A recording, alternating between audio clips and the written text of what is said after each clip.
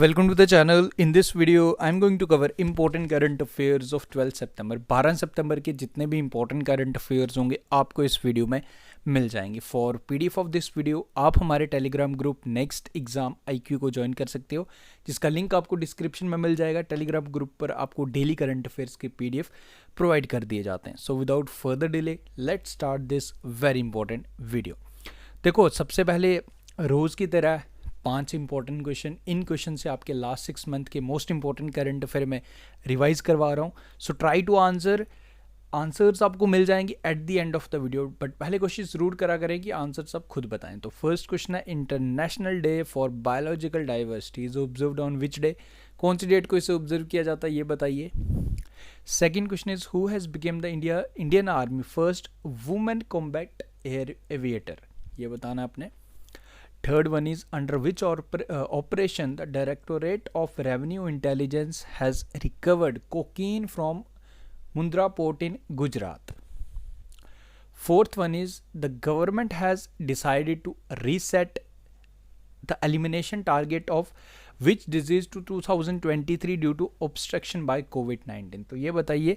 And fifth question is, the Indian female boxer has elected, इन्हें elect किया गया as International Boxing Association athlete committee chair.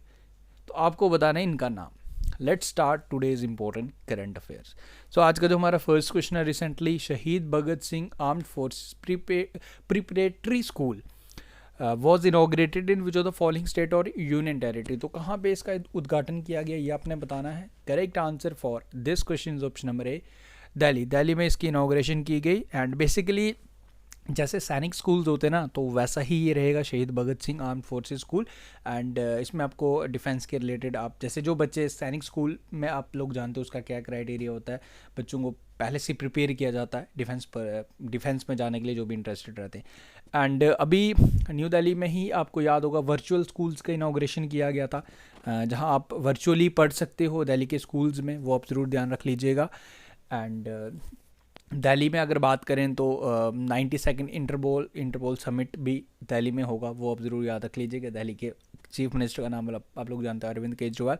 Lieutenant governor है विनय कुमार सक्सेना, जो KVIC के chairperson थे. Now KVIC के जो चेयरपर्सन है राइट नाउ मनोज कुमार. तो इतनी कुछ चीज़ें हैं जो आपको याद रखनी है. एंड दिल्ली का इंटरनेशनल एयरपोर्ट जो इंदिरा गांधी इंटरनेशनल एयरपोर्ट है, कार्बन न्यूट्रल एयरपोर्ट बना है. ओके, नॉट कार्बन न्यूट्रल, जहाँ पे हाइड्रोजन एंड सोलर पावर से चल रहा है. कार्बन न्यूट्रल एयरपोर्ट की मैं बात करूँ तो वो हमारे लद्दाख में है. लद्दाख में लेह में जो है एक पहला एयरपोर्ट जो इंडिया का बना है जो कार्बन न्यूट्रल बना है.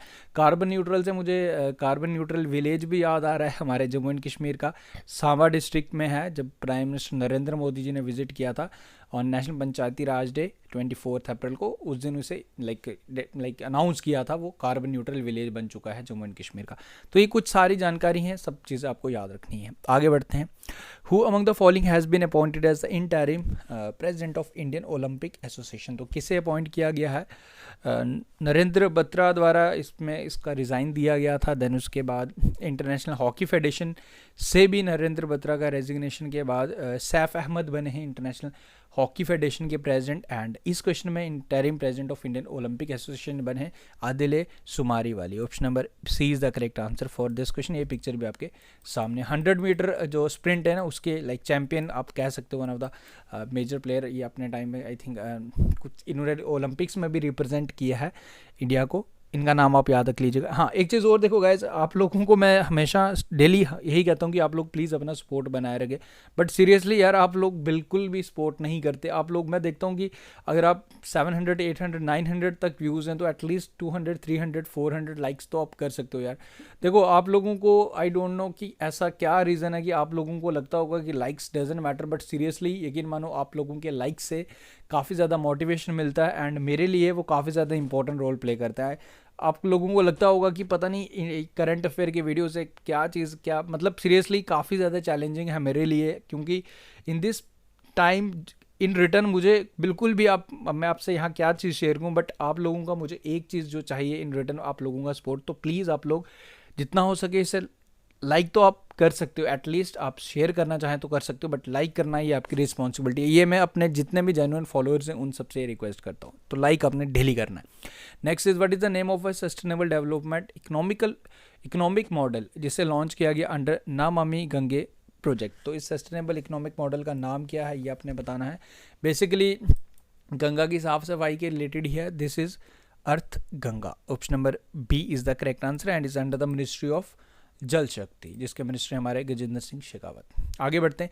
Constitution bench of supreme court recently seen in news have at least how many जजेस। तो करेक्ट आंसर इसका रहेगा 5 जजेस। बेसिकली क्या है कॉन्स्टिट्यूशनल बेंच, अब इसमें है कि एक कॉन्स्टिट्यूशनल बेंच मिनिमम होना ही होना चाहिए। कॉन्स्टिट्यूशनल बेंच स्पेशल जो ये बनेगा, कोई मेजर केस हो गया, कोई बड़े केस की सुनवाई कुछ भी हो सकता है, तो उसके रिलेटेड सेपरेटली ये कराना चाहिए, तो ताकि सुप्रीम कोर्ट की जनरल वर्किंग पे दबाव ना पड़े। एंड ये कॉन्स्टिट्यूशनल बेंच रहेगा जिसमें 5 जजेस रहेंगे। कोई भी बड़ा केस कुछ भी हो सकता है तो उसके लिए रहेगा, तो उसमें 5 जज रहेंगे मैक्स, मतलब 5 जज तो होने ही होने चाहिए एंड एक कॉन्स्टिट्यूशनल बेंच मिनिमम होना चाहिए। अब इसमें 49 चीफ जस्टिस अभी कौन है हमारे, उदय उमेश ललित, ये अभी रिसेंटली बने हैं 49 चीफ जस्टिस, ये आप याद रखें। आगे बढ़ते हैं। According to the recent data which of the following countries has world lowest fertility rate.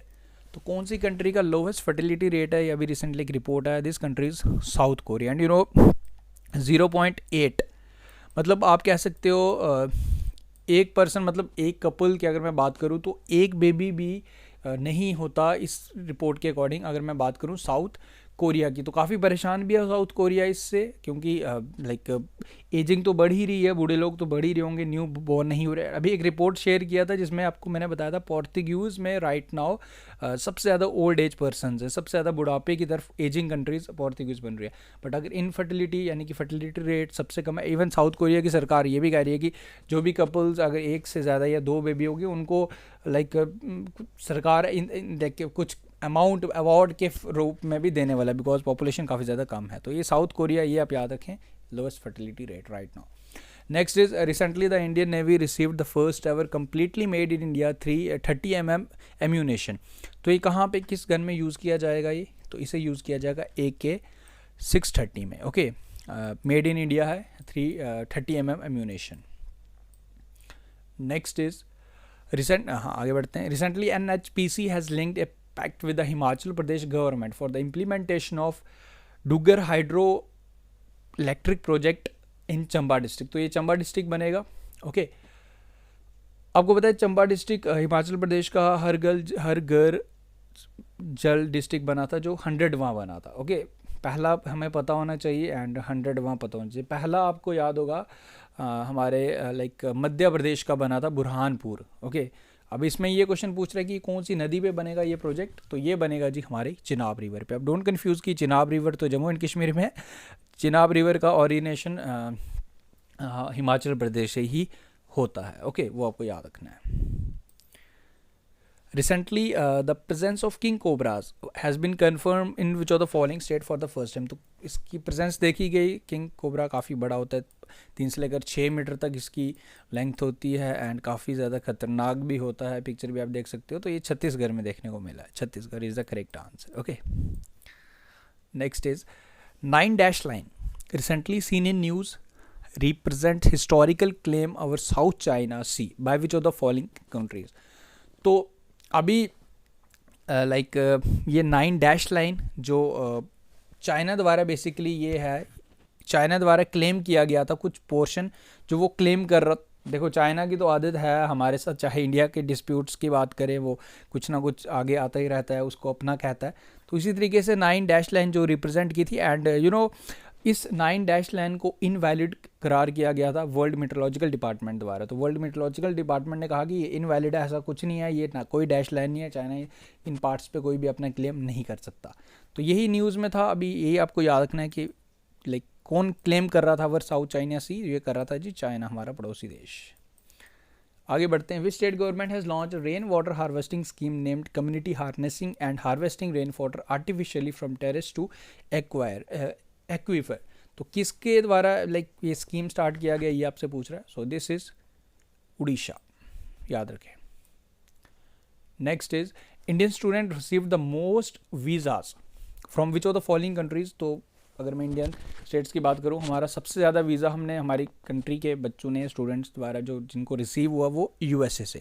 ये रिपोर्ट अभी 2022 का ही है, अभी पूरा कंप्लीट नहीं है। एंड अभी एक रिपोर्ट आया, इसमें यह है कि सबसे ज़्यादा अभी जितना भी हुआ है उसमें सबसे ज़्यादा हमारे इंडियन स्टूडेंट्स को वीज़ा मिला फ्रॉम यूएसए। एंड अब मैं प्रीवियस फाइनेंशियल ईयर की अगर मैं बात करूँ तो टोटल अगर मैं बात करूँ तो 1,67,582 स्टूडेंट्स को वीज़ा मिला था 2020-21 में। ओके, एकेडमिक ईयर में। अभी जब फिर रिपोर्ट आएगी फिर पता चल जाएगा, बट अभी प्रेजेंटली अगर आपसे पूछ ले तो यूएसए से। मनेंद्रगढ़, चारमेरी, भारतपुर एंड शक्ति became the 32nd and 33rd district of which Indian state. किस राज्य के ये 32 एंड 33वें डिस्ट्रिक्ट बने हैं? तो ये बने हैं जी अभी छत्तीसगढ़, भूपेश बघेल इसके चीफ मिनिस्टर छत्तीसगढ़ के। नेक्स्ट इज, अब जो स्टार्टिंग में क्वेश्चंस थे उनके आंसर्स में शेयर कर लेता हूँ। Okay, international day of for biological diversity, इसे कौन सी डेट को ऑब्जर्व किया जाता है? 22 मई को इसे हर साल ऑब्जर्व किया जाता है।